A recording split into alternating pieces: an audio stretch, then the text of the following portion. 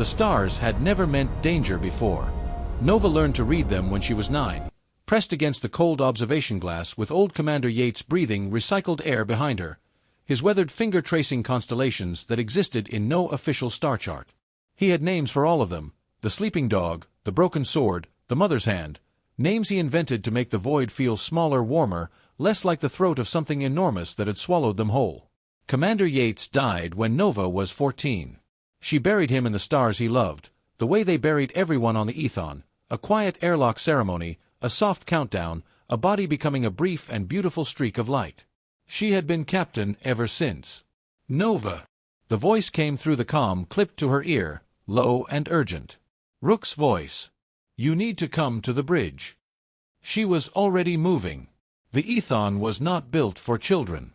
It was built for extraction, a brutalist industrial hauler, all exposed piping and magnetic clamps and cargo bays the size of football stadiums. Someone, in the early chaos of the war, had filled those cargo bays with bunks. With children. With whatever adults could be spared to keep them alive. One by one, the adults had gone. Some to illness. Some to age. Some, the ones Nova tried not to think about, to the slow, gray erosion of a grief they couldn't survive. The last proper adult, Dr. Sohn, had died 2 years ago, squeezing Nova's hand and telling her that she had already been doing everything right for years, that she just hadn't noticed yet. She noticed now. 4,000 lives noticed with her, every time she made a decision. She ran the length of Corridor 7, the one the little ones called the Serpent because of the way it coiled through the ship's middle decks, and took the ladder to the bridge 3 rungs at a time. Rook was waiting. He was 17, lean and dark-eyed, with the particular stillness of someone who had learned early that stillness was the safest way to occupy a room. He was also half Verith, something visible in the faint luminescent webbing between his fingers and the soft silver cast of his skin in low light. No one on the Ethon thought anything of this. "Show me," Nova said. He pointed at the long-range display. 2 clusters of signals, approaching from opposite vectors. One cluster moved in the tight, aggressive formation she recognized from old military footage, human fleet standard. The other moved in the fluid, murmuring pattern of Verith warships, each vessel orbiting the others in slow rotation, a school of predatory fish. "How long?" she asked. 18 hours. Maybe 20 if they're being careful. "They're not being careful," said Mira from the navigation console. Mira was 16, small, with quick eyes and 4 arms.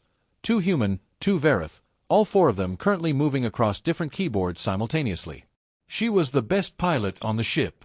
Possibly, Nova thought, the best pilot anywhere, but there was no way to confirm that without leaving. Look at their velocity. They want to get here first. Nova studied the display. 2 enemies, racing toward the same prize. Racing toward her children. "Wake everyone up," she said. Calmly. Rook almost smiled. On the Ethon, those 2 words together had become their own kind of language. Wake everyone up meant danger. Calmly meant, we have faced danger before. We are still here. The first transmission came from the human fleet at hour 6. The face on screen was a man in his 50s, square-jawed, wearing medals that caught the light like small fires. Admiral Cass. Nova had never met him. She had met his type before. In old recordings, in the histories they pieced together from the ship's damaged archives, in the shape of certain fears the older children carried without knowing where they came from. "Ethon," he said, and his voice was practiced warmth, the warmth of a man who had learned that warmth was a useful tool. "This is Admiral Cass of the Human Reclamation Fleet. We've been searching for you for a long time. The children aboard your vessel are human citizens. They have rights. They have homes waiting for them. We're here to bring them back." Nova let the transmission finish before she responded. She had learned that from Yates. Let them finish. Silence is not weakness. Silence is the space where you decide who you're going to be. "Admiral Cass," she said, "thank you for your message. We'll need time to discuss it as a community." She cut the feed. The second transmission came from the Verith fleet 20 minutes later. No face. The Verith communicated in layered sound, harmonics braided together, and the ship's translator rendered it as a single voice, smooth and genderless. "Ethon. Our children are aboard your vessel. Children of Verith blood, Verith culture. They have been kept from their heritage for too long. We are here to return them to where they belong. Nova cut that feed too. She turned to the bridge. 8 faces looked back at her, human Verith, and 3 who were neither cleanly one thing nor the other. Rook with his luminescent hands. Mira with her 4 arms. Sable, who was 15 and whose eyes had begun, in the past year, to shift color the way Verith eyes did when they were processing deep thought, a thing that should have been biologically impossible for someone with a human mother and a Verith father, and yet. "They're lying," Sable said. Her eyes were cycling slowly through amber and gold. "Both of them." "Yes," Nova said. "They don't want to bring us home," Mira said. "They want soldiers. They want us because we're young and there are 4,000 of us and the war is going badly for everyone." Nova had known this the moment she saw the signals. She had known it the way you know a storm is coming before the instruments catch it, in the body, in the oldest animal part of you. "They're also afraid," Rook said quietly. Everyone looked at him. He held up his hands, the webbing catching the bridge light, silver soft. "I've been listening to the signals they're broadcasting on the military bands. Not to us. About us." His voice was careful and even. "They're using a word. Both fleets, independently. The same word." "What word?" Nova asked. "Contaminated." The bridge was very quiet. "They've seen the biological reports," Rook said. "Dr. Sohn's old transmissions, before she stopped sending them. They know about Myra's arms. About Sable's eyes. About the 6 kids in Bay 12 who have begun to bioluminesce. They know about the language we speak." He paused. "They're terrified of what we are." "What are we?" asked Sable, and the question was not distressed. It was genuinely curious. It was the question of someone who had grown up knowing that categories were approximations and life was more interesting than categories. Nova looked at her crew. At her family. At 4,000 children who had grown up sharing bunks and food and grief and laughter and a language that had no name yet, a language that slid between human phonemes and Verith harmonics the way water slides between stones. Who had developed rituals that belonged to no civilization because they had built their civilization from scratch, in the dark, at the edge of the universe, with only each other as source material. "We're the Ethon," Nova said. They called it Veth Soul, not an official name, just what it had become. Veth from Verith. Soul from the old human word for sun, for warmth, for something that sustains you. It had grown organically over 10 years, the way languages do when people need to reach each other badly enough. There was a word in Veth Soul, Aren. It had no direct translation into either parent language. The closest approximation was something like, the specific tenderness you feel for someone who was frightened at the same time as you. It implied a bond formed not from choice but from shared survival. It implied that the bond was unbreakable because it was not made of love, exactly, but of something older than love, recognition. The recognition of another person in the dark. Nova had no word in Veth Soul for what the 2 fleets were asking her to do. There was no word for, give up your Aren and become a weapon. She spoke to both fleets at hour 12. Not separately. Together. She opened both channels simultaneously, which she knew was a provocation, forcing them to hear each other, forcing them to exist in the same space.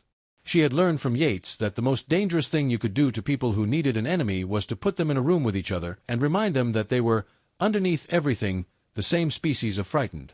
"I've heard your offers," she said. "I want to be clear about what you're actually asking." She kept her voice level. She had practiced this levelness for years, the particular steadiness that wasn't coldness but was discipline, the voice of someone who felt everything and had chosen to be larger than what she felt. "You're asking us to be divided, to be sorted, to decide, after 10 years of building something that has never existed before, that some of us belong to one side of a war we were born into, not from." Admiral Cass began to speak. She talked over him. "The children of this ship speak a language neither of your civilizations understands. We have customs, rituals, ways of resolving conflict, ways of celebrating survival that didn't exist before we made them. We have people aboard, people, not specimens, not soldiers, who are biologically both of your species at once. And both of you are afraid of that.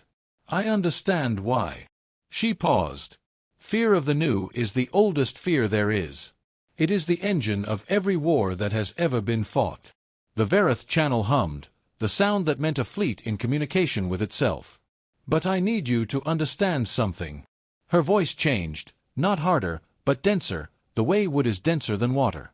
We are not going to be divided. We are not going to be claimed. And we are not going to be your soldiers. She let that land. You have two choices. You can open fire on a ship carrying 4,000 children, a thing that will end both of your careers, both of your wars, and any moral authority you believe you have, or you can go home. A long silence. Admiral Cass said, "You're 19 years old." "Yes," Nova said. "We grow up fast out here. You cannot survive without fleet support. Supplies, medicine.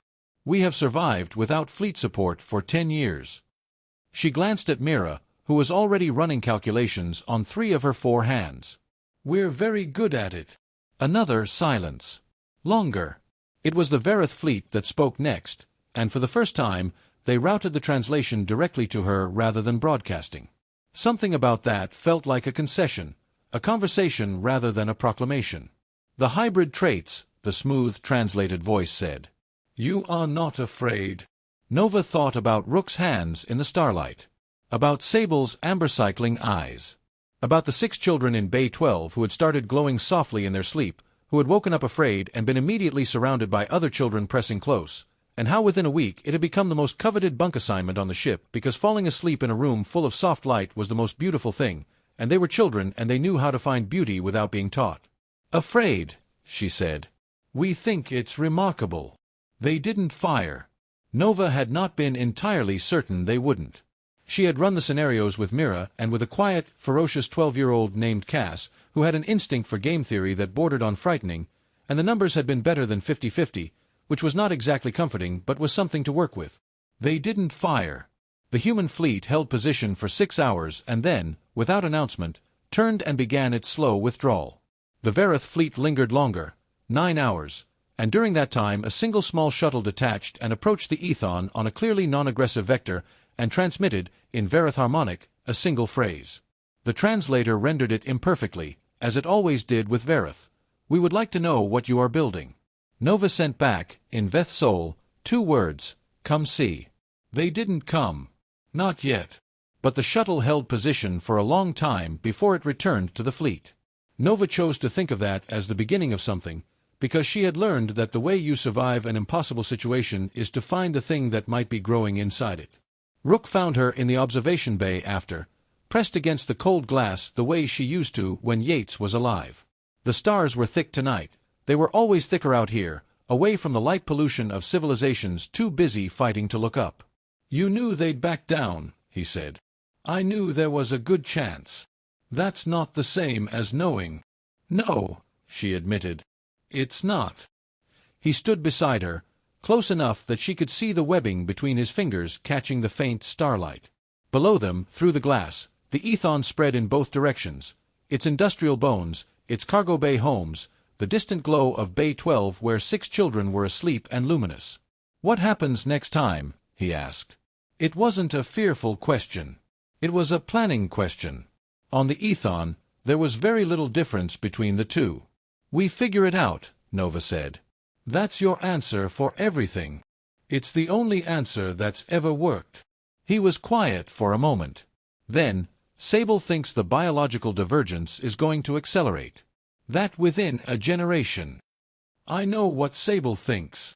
Does it scare you?" Nova looked at the stars.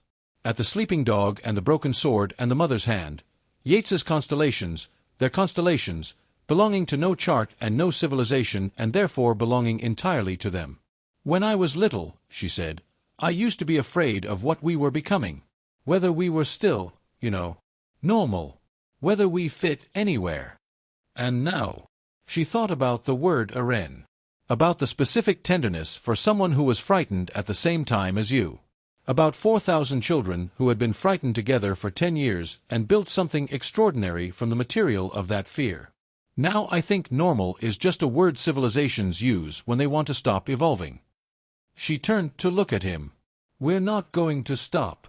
Rook looked at his own hands. at the soft silver light of them. He turned them slowly, the way you turn something you have only just begun to understand. Verith Sol, he said softly, not the language's name but the language itself, a phrase. It meant, approximately, we are the light that happens when two kinds of fire learn to burn together. Verith Sol, Nova agreed. Below them, the Ethon moved through the dark. Around them, the stars held their ancient, patient positions, waiting, as stars do, to be claimed by whoever was brave enough to name them. The children of war had refused to be weapons. They were busy becoming something else entirely. Something that had never had a name before. They were working on one.